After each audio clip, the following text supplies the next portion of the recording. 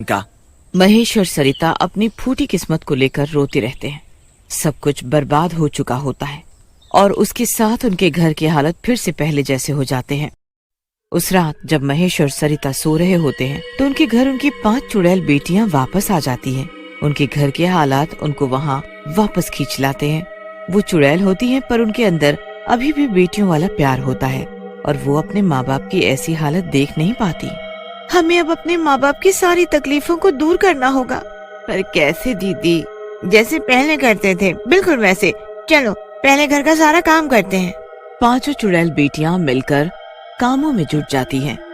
पूरी रात 5 चुड़ैल बेटियां अपने अपने काम में लगी रहती हैं और सुबह का सूरज निकलने से पहले ही सारे काम निपटा देती हैं।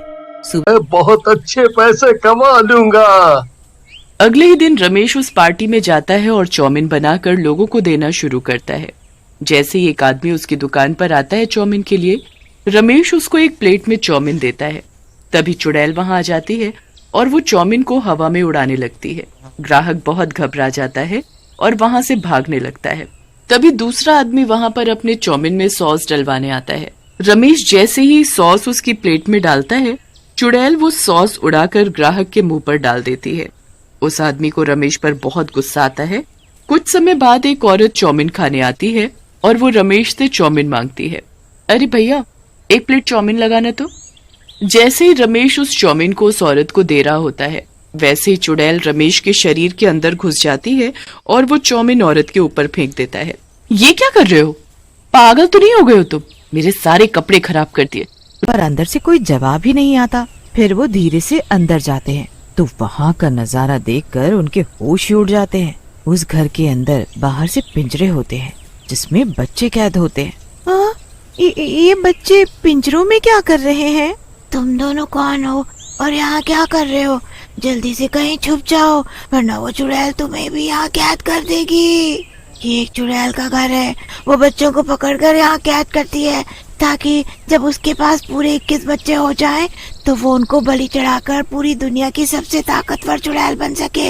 अभी वो बच्चों को पकड़ने ही गई है, बस आने वाली होगी। तुम जल्दी से छुप जाओ। अचानक तभी बाहर किसी के आने की आहट होती है।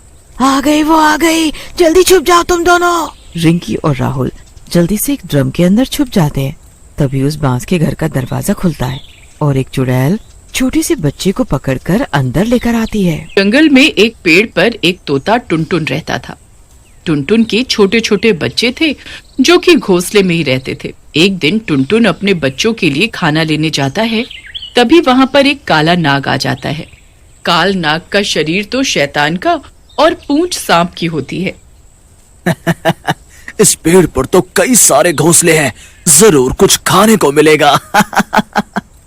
ऐसा कहकर काल नाग उस पेड़ पर चढ़ जाता है और टुनटुन के घोंसले के पास जाकर बोलता है, इतने प्यारे तोते के बच्चे, मजा आ जाएगा इन्हें खाकर। इनका नरम नरम मांस। आज तो पार्टी है मेरी। तभी एक बच्चा कालनाग को देखकर बोलता है, ए नाग, यहाँ से भाग जाओ, नहीं तो मेरे पापा टुनटुन आकर तुम्हें मारेंगे। तेरा बाप मारेगा मुझे। वो तोता है, तोता। एक गांव के पास एक जंगल में चुड़ैल का साया था। वो चुड़ैल वहां से आने जाने वाले को मार डालती थी, जिससे गांव वाले बहुत दुखी थे। एक दिन गांव वाले सरपंच के पास जाते हैं और बोलते हैं, अरे सरपंच जी, कुछ करो। ये चुड़ैल तो जंगल के रास्ते से आने जाने वाले को मार डालती है, कुछ करिए। भीमा, तुम चिंता मत करो, इस दुष्ट चुड़ैल का उपाय है मेरे पास। इसको जल्द ही सबक सिखा दूंगा मैं। तुम लोग निश्चिंत होकर घर जाओ।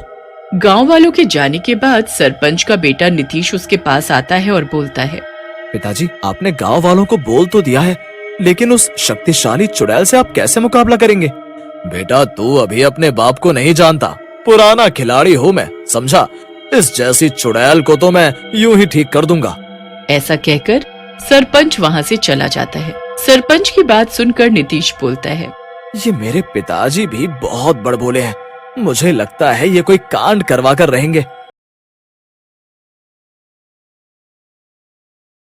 एक गांव में कांचा नाम का आदमी रहता है। उसकी पत्नी आधी रात होते ही चुड़ैल बन जाती है। कांचा जी, इधर उधर क्या देख रहे हो? मैं तो यहाँ हूँ, मुझे ढूंढो। अरे भगवान, क्यों मजाक कर रही हो? डर के मारे मेरी हालत खराब हो रही है। कृपा करके मुझे डराओ मत। बाहर आ जाओ ना चमेली जी। अरे कांचा जी, आज रात मैं आपको भी भूत बनाकर ही रहूंगी। अरे मर गया रे, लगता है ये कमबख्त तो चुड़ैल बन गई है। अरे मर गए रे, अब क्या करूं? चमेली जी मुझे छोड़ दो, मैं जिंदगी भर आपकी सेवा करूंगा। बात सुनकर सेंटा एकदम उसके सामने आकर खड़े हो जाते हैं। ये रहा तुम्हारा सेंटा तुम्हारे सामने। मुझे तो यकीन ही नहीं हो रहा कि सेंटा क्लॉज मेरे सामने खड़े हैं। वैसे अभी तो क्रिसमस आया भी नहीं है, तो आप पहले कैसे आ सकते हो? क्योंकि तुम बहुत ही प्यारी बच्ची हो। इतनी प्यारी बच्ची की मेरा मन कर रहा है कि तुम्हें खा जाऊं। हंसते हंसते सेंटा अचानक भूतिया सेंटा में बदल जाता है। रीना भूतिया सेंटा को देखकर जोर जोर से चिल्लाने लगती है, भूत भूत, बचाओ बचाओ मम्मी मम्मी। भूतिया सेंटा रीना का मुंह बंद कर देता है और रीना चिल्ला ही नहीं पाती। वो बहुत हाथ पैर मारती है और वहां से बचने की कोशिश करती है, पर वो छोटी सी बच्ची बस हाथ पैर ही हिलाती रह जाती है। भूतिया सेंटा हंसता रहता है और रीना को एक हंसते हंसते सेंटा राहुल के कमरे में आकर चुपचाप उसी कोने में खड़ा हो जाता है। किसी को जरा भी शक नहीं होता कि उनके घर में एक भूत घूम रहा है। सुबह हो जाती है। सबसे पहले राहुल की मम्मी उठती है और नाश्ता बनाने के लिए किचन में जाती है। किचन की हालत देख उनकी चीख निकल पड़ती है। हे भगवान, ये क्या हो गया? ये किसने किया? राहुल के पापा जल्दी उठो और यहाँ आकर देखो। आवाज सुनकर राहुल के पापा की आंख खुल जाती है। वो किचन में आकर देखते हैं तो वो भी हैरान रह जाते हैं। अरे बाप रे, ये कैसे हो गया? वही तो मैं भी बोल रही हूँ कि कल रात को सब सही था, एक एक चीज अपनी जगह पर थी और साफ थी, तो ये कैसे हो गया? अरे तुम परेशान मत हो, देखो वो सामने वाली खिड़की खुली हुई है। लगता है वो बिल्ली जो बाहर घूमती रहती है उसी ने ये सब किया है। मनीष उस गाड़ी को गैराज में बंद कर देता है।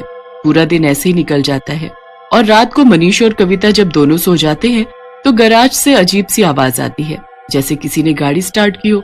फिर गैराज का दरवाजा अपने आप खुल जाता है। दरवाजा खुलने के बाद वो गाड़ी अपने आप गैराज के बाहर चलकर आ जाती है और गैराज के बाहर एक चुड़ैल खड़ी होती है।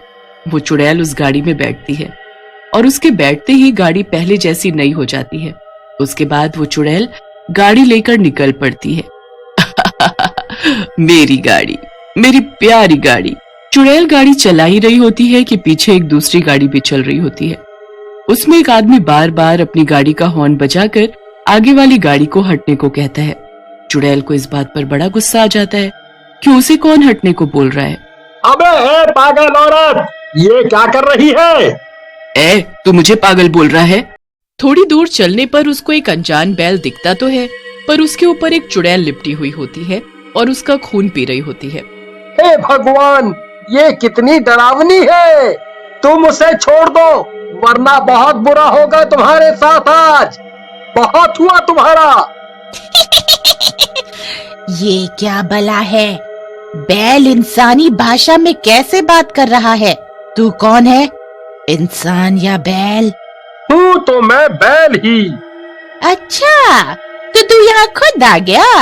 अभी चला जा, मैं एक दिन में एक ही बैल को मारती हूँ।